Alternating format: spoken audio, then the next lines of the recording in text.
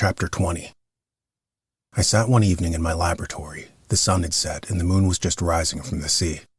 I had not sufficient light for my employment, and I remained idle in a pause of consideration of whether I should leave my labor for the night or hasten its conclusion by an unremitting attention to it.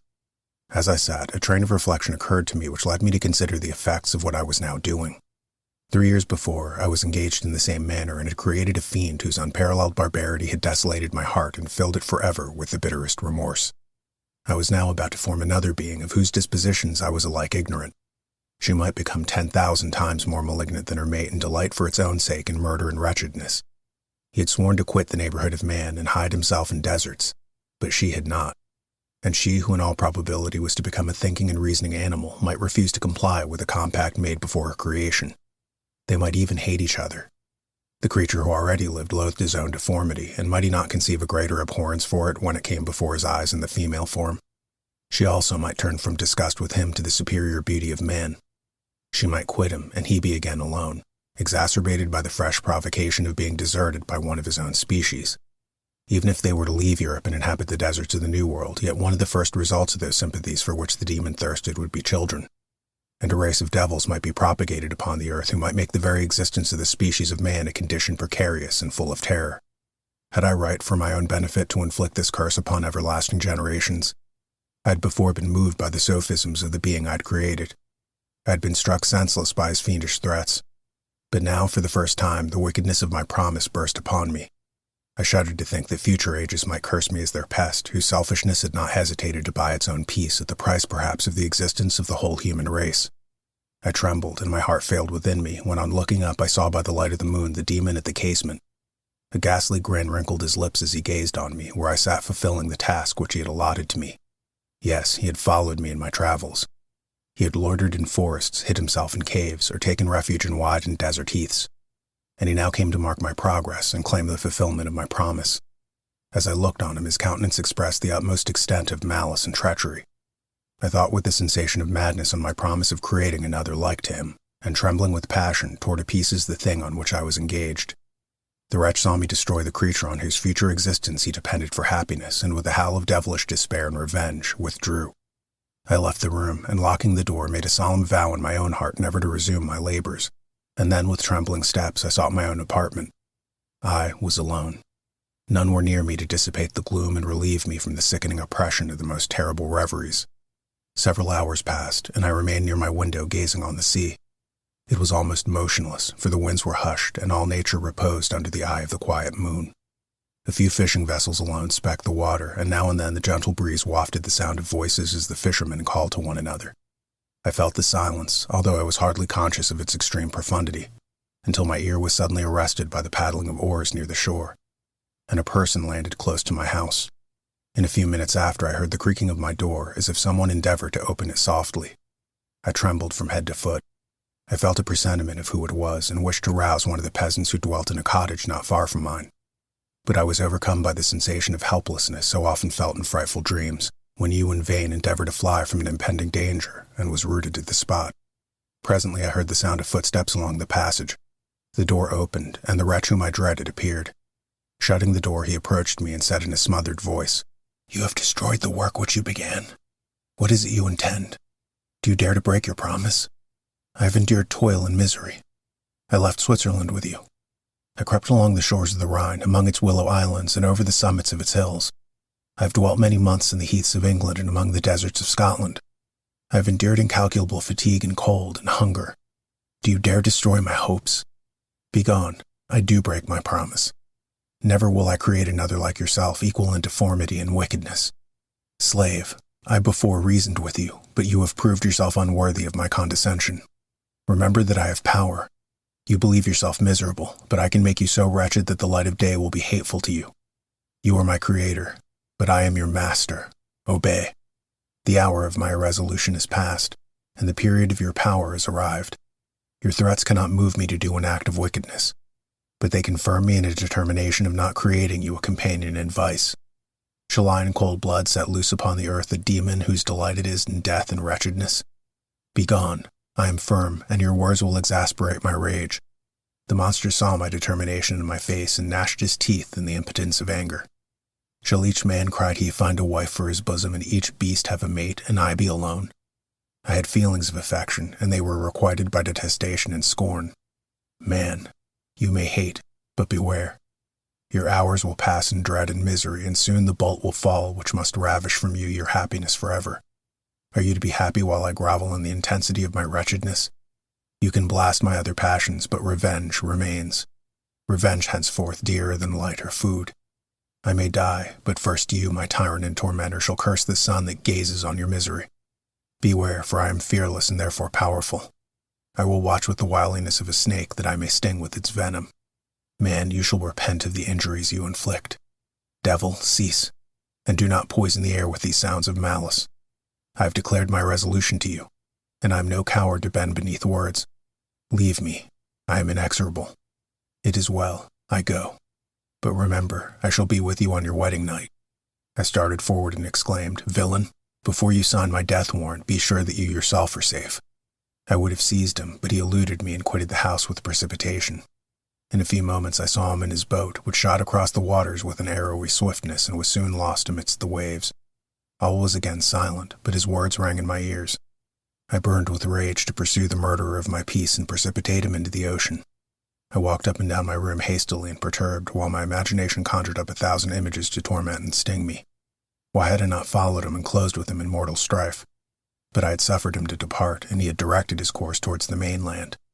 I shuddered to think who might be the next victim sacrificed to his insatiate revenge, and then I thought again of his words, I will be with you on your wedding night. That, then, was the period fixed for the fulfillment of my destiny. In that hour I should die and at once satisfy and extinguish his malice. The prospect did not move me to fear. Yet when I thought of my beloved Elizabeth, of her tears and endless sorrow when she should find her lover so barbarously snatched from her, tears, the first that I had shed for many months, streamed from my eyes, and I resolved not to fall before my enemy without a bitter struggle. The night passed away, and the sun rose from the ocean. My feelings became calmer, if it may be called calmness when the violence of rage sinks into the depths of despair.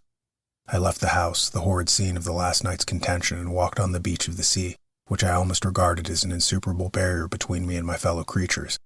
Nay, a wish that such should prove the fact stole across me. I desired that I might pass my life on that barren rock, wearily it is true, but uninterrupted by any sudden shock of misery. If I returned, it was to be sacrificed, or to see those whom I most loved die under the grasp of a demon whom I had myself created. I walked about the isle like a restless spectre, separated from all it loved and miserable in the separation. When it became noon and the sun rose higher, I lay down on the grass and was overpowered by a deep sleep. I had been awake the whole of the preceding night. My nerves were agitated, and my eyes inflamed by watching in misery. The sleep into which I now sank refreshed me, and when I awoke I again felt as if I belonged to a race of human beings like myself, and I began to reflect upon what had passed with greater composure. Yet still the words of the fiend rang in my ears like a death knell.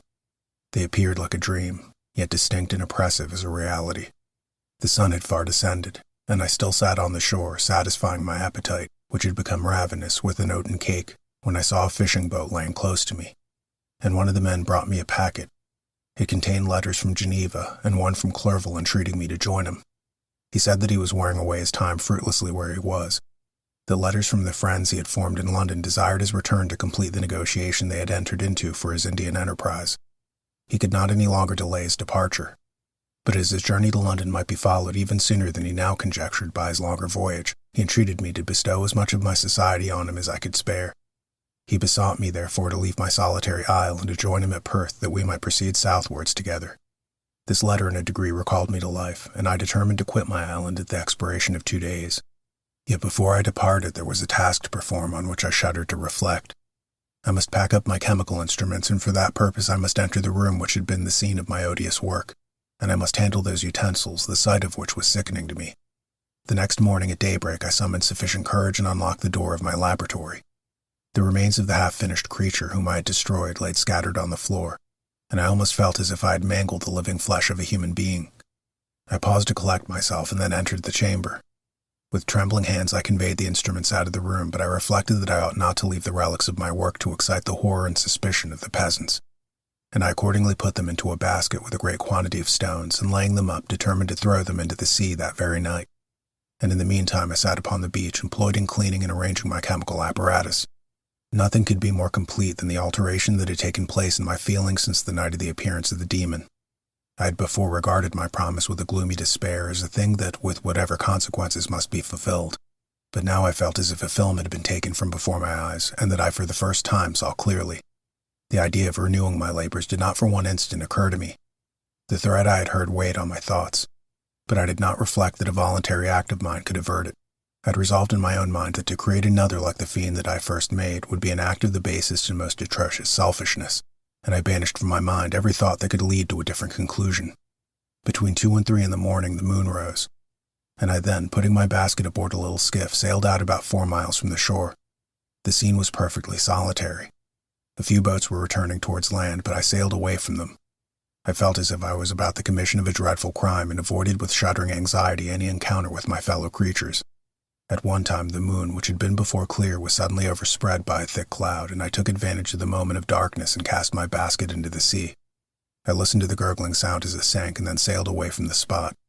The sky became clouded and the air was pure, although chilled by the northeast breeze that was then rising.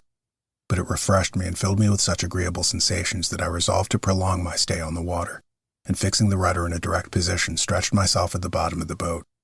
Clouds hid the moon, everything was obscure, and I heard only the sound of the boat as its keel cut through the waves. The murmur lulled me, and in a short time I slept soundly.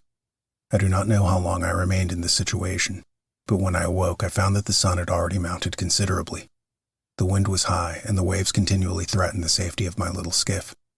I found that the wind was northeast and must have driven me far from the coast from which I had embarked. I endeavored to change my course, but quickly found that if I again made the attempt, the boat would be instantly filled with water. Thus situated, my only resource was to drive before the wind.